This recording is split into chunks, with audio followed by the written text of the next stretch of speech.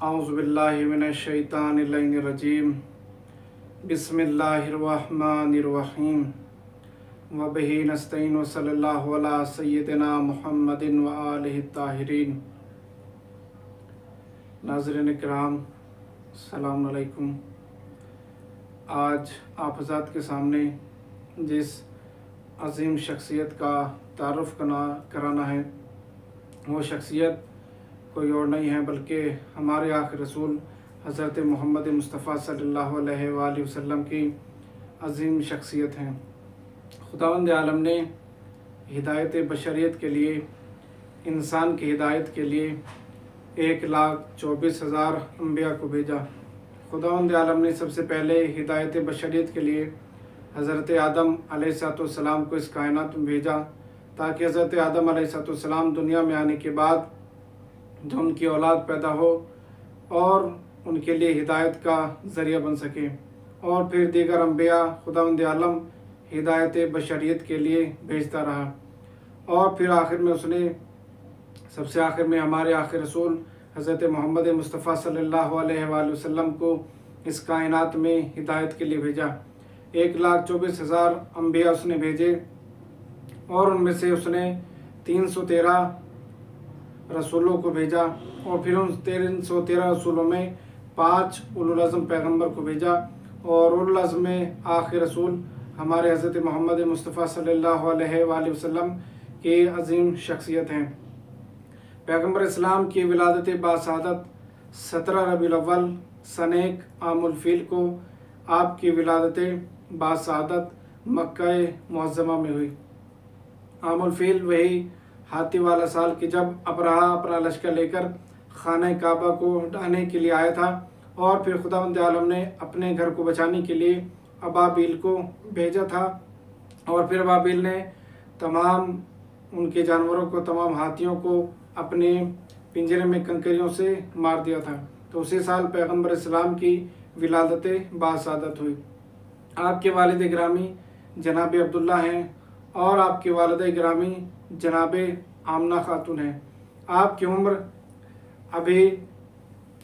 2 ماہ کی تھی کہ جناب عبداللہ علیہ السلام تجارت کے لیے گئے تھے، اور وہیں پر آپ کا انتقال ہو گیا تھا، اور ابھی آپ کی عمر کل 6 سال کی تھی کہ آپ کی والدہ گرامی جناب آمنہ خاتون کا بھی انتقال ہو گیا۔ اس کے بعد آپ کی پرورش آپ کے دادا جناب عبد المطلب علیہ السلام نے کی، اور جناب فاطمہ بنت اسد مولائے کائنات علی علیہ السلام کی والدہ گرامی نے آپ کی پرورش کی۔ روایت میں ملتا ہے کہ جناب ابو طالب علیہ السلام تجارتی سفر کیا کرتے تھے اور تجارت کیا کرتے تھے۔ ایک مرتبہ جب آپ جانے لگے تو پیغمبر اسلام رونے لگے کہ مجھے بھی اپنے ساتھ لے کر جائیے۔ تو جناب ابو طالب علیہ السلام نے کہا کہ میرا بھتیجا یتیم ہے، اور جناب پیغمبر اسلام کو اپنے ساتھ لیا۔ جب آپ اس مقام پر پہنچے کہ جہاں پر ایک یہودی اور عیسائی وہاں پر تشریف فرما تھے، ان میں سے ایک شخص نے جب پیغمبر اسلام کے نورانی چہرے کو دیکھا تو دیکھنے کے بعد اس نے جو نشانیاں اپنی کتب میں توریت اور زبور میں پیغمبر آخر رسول کی نشانیاں پڑھی تھی، اس نے دیکھا کہ اس نورانی چہرے والی شخصیت میں وہی نشانیاں موجود ہیں۔ اس کے بعد اس نے پیغمبر اسلام کی مہر نبوت کو دیکھا، اور دیکھنے کے بعد مہر نبوت کو چوما، اور پھر جناب ابو طالب علیہ السلام سے کہا کہ یہ نورانی شخصیت وہ ہیں کہ جس کا دین پوری کائنات میں پھیل جائے گا، اور یہ پوری کائنات پر حکومت کرے گا، اور میں تم سے وصیت کرتا ہوں کہ اپنا مال یہیں پر بیچ کر واپس چلے جائیے، کہیں ایسا نہ ہو کہ کچھ افراد ان کو نقصان پہنچا دیں۔ اس کے بعد جناب ابو طالب علیہ السلام نے اپنا مال وہیں پر فروخت کیا، اور پیغمبر اسلام صلی اللہ علیہ وآلہ وسلم کے وجود کی وجہ سے جناب ابو طالب علیہ السلام کا مال بہت اچھی قیمت میں بکا، اور پھر پیغمبر اسلام جناب ابو طالب علیہ السلام کے ساتھ واپس آ گئے۔ روایت میں ملتا ہے کہ ابھی 25 سال کی آپ کی عمر تھی کہ جناب ختیجہ بنت خویلد سے پیغمبر اسلام صلی اللہ علیہ وآلہ وسلم کا نکاح ہو گیا، اور جناب ابو طالب علیہ السلام نے آپ کے عقد کے صیغے جاری کیے۔ روایت میں ملتا ہے کہ جب آپ کی عمر 40 سال کی ہوئی اور آپ غار کے اندر عبادت کیا کرتے تھے تو ایک مرتبہ آپ کو آواز سنائی دی یا محمد، آپ نے دائیں دیکھا بائیں دیکھا لیکن کوئی نظر نہیں آیا، پھر دوبارہ آواز سنی یا محمد، پھر آپ نے اسی طرح دیکھا لیکن جب آپ نے پیچھے مڑ کے دیکھا تو ایک نورانی شخصیت وہاں پر تھی جو جناب جبرائیل امین علیہ السلام تھے۔ جناب جبرائیل امین نے کہا اقرا،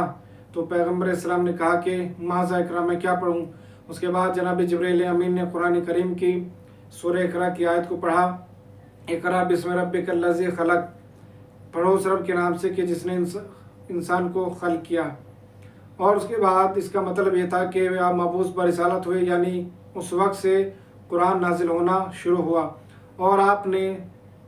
سب سے پہلے ظہر کی نماز وہیں پر پڑھی اور اس کے بعد واپس آئے جناب مولا کائنات علی علیہ السلام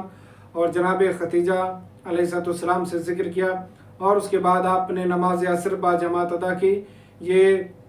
وہ پہلی نماز تھی کہ جس کے امام پیغمبر اسلام تھے اور مامون مولا کائنات علی علیہ السلام اور جناب ختیجہ علیہ السلام تھی۔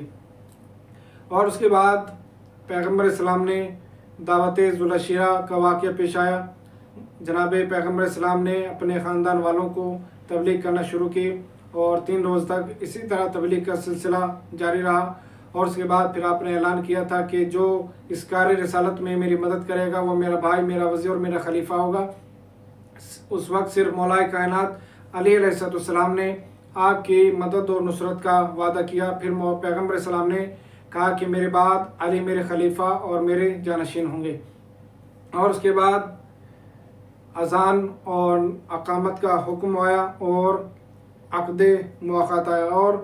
پیغمبر اسلام نے جب پیغمبر اسلام کو دشمن کا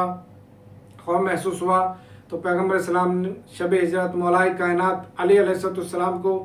اپنے بستر پر لٹا کر مدینے کی طرف چلے گئے، اور اگلے روز مولا کائنات علی علیہ السلام وہ امانتیں جو پیغمبر اسلام کے پاس تھیں ان کو واپس کر کے مدینے چلے گئے۔ اس وقت سے یہ ہجرت کا سال شروع ہوا۔ ہجرت کے سال میں پہلے سال میں اذان اور اقامت کا خداوند عالم کی جانب سے حکم نازل ہوا، اور پیغمبر اسلام نے عقد مواخات کیا، یعنی ایک فرد مکے کا اور ایک فرد مدینی والوں کو دونوں کو آپس میں بھائی قرار دیا۔ اور اس کے بعد آخر میں مولا کائنات علی علیہ السلام سے کہا یا علی انت اخی فی الدنیا والآخرہ، اے علی آپ دنیا میں بھی میرے بھائی ہیں اور آخرت میں بھی میرے بھائی ہیں۔ پھر 2 ہجری میں مولا کائنات علی علیہ السلام کا جناب فاطمہ زہرا صلوات اللہ علیہ کے ساتھ ہوا، اور 2 ہجری میں تحویل خانہ کعبہ ہوا، یعنی آپ پہلے بیت المقدس کی طرف نماز پڑھتے تھے اور پھر آپ نے خانہ کعبہ کی طرف نماز پڑھنا شروع کیا، اور 2 ہجری میں ہی جنگ بدر کے واقعات پیش آئے اور پیغمبر اسلام نے جنگ بدر میں فتح حاصل کی، اور روزے کا حکم بھی 2 ہی ہجری میں نازل ہوا تھا۔ پھر 3 ہجری میں جنگ احد کا واقعہ پیش آیا ابو سفیان کے ساتھ، کیونکہ آپ نے جنگ بدر فتح کی تھی تو ابو سفیان نے جنگ بدر کا بدلہ لینے کے لیے جنگ احد واقعہ نمودار ہوا۔ اس کے بعد 5 ہجری میں جنگ خندق کا واقعہ پیش آیا، جو یہودی رہا کرتے تھے قلعے میں، ان کے ساتھ جنگ خندق پیش آئی اور مولا کائنات کی وجہ سے اس جنگ میں پیغمبر اسلام کو فتح نصیب ہوئی۔ اس کے بعد 6 ہجری میں صلح حدیبیہ کا واقعہ پیش آیا، اور پھر 7 ہجری میں جنگ خیبر کا واقعہ پیش آیا، جو یہودی کے ساتھ پیغمبر اسلام نے لڑائی لڑی ہے، اور مولا کائنات علی علیہ السلام نے 2 انگلیوں سے باب خیبر کو اکھاڑا تھا، اور 39 دن تک جب مسلمانوں سے فتح نصیب نہ ہوئی تو 40ویں دن جس شخص کے ذریعے فتح نصیب ہوئی اس شخصیت کا نام مولا کائنات علی علیہ السلام ہے۔ پھر 8 ہجری میں فتح مکہ کا واقعہ پیش آیا، پیغمبر اسلام نے حج انجام دیا اور فتح مکہ ہوا، اور پھر 10 ہجری میں غدیر خم کا واقعہ پیش آیا، اور پیغمبر اسلام جب حج کر کے واپس آ رہے تھے تو پیغمبر اسلام نے مقام غدیر خم میں تمام مجمع کو اکٹھا کیا اور وہاں پر مولا کائنات علی علیہ السلام کی خلافت کا اعلان کیا تھا، کیونکہ آیت خداوند عالم کی طرف سے آپ کو حکم ہوا تھا کہ اب آپ کے آخری ایام چل رہے ہیں اور اپنی اور آپ بتا دیجئے کہ میں اس دنیا سے جانے والا ہوں اور اپنے بعد اپنے خلیفہ کو منتخب کر دیجئے۔ تو پیغمبر السلام نے غدیر خم کے میدان میں مولائے کائنات علی علیہ السلام کو من کنت مولا فہذا علی المولا کہہ کر اپنا خلیفہ اور جانشین قرار دیا تھا۔ اور اس کے بعد قرآن کریم کی آیت نازل ہوئی تھی، الیوم اکملت لکم دینکم واتممت علیکم نعمتی ورضیت لکم الاسلام دینا۔ آج ہم نے تمہارے دین کو کامل کر دیا اور تم پر نعمتیں تمام ہو چکی ہیں اور خداوند عالم تمہارے دین سے راضی ہے۔ اور اس کے بعد پھر مباہلے کا واقعہ پیش آیا جو عیسائیوں کے ساتھ پیش آیا تھا۔ قرآن کریم کی آیت نازل ہوئی تھی جس میں پیغمبر السلام کو مباہلہ کرنے کا حکم دیا گیا تھا، اور پیغمبر السلام اپنے ساتھ مولائے کائنات علی علیہ السلام کو، جناب فاطمہ زہرا سلام اللہ علیہا کو، اور امام حسن علیہ السلام کو اور امام حسین علیہ السلام کو لے کر میدان مباہلہ میں آئے تھے۔ اور میدان مباہلہ میں عیسائیوں نے جب اس نورانی قافلے کو آتے ہوئے دیکھا تھا تو کہا تھا کہ خبردار ان سے مباہلہ نہ کرنا،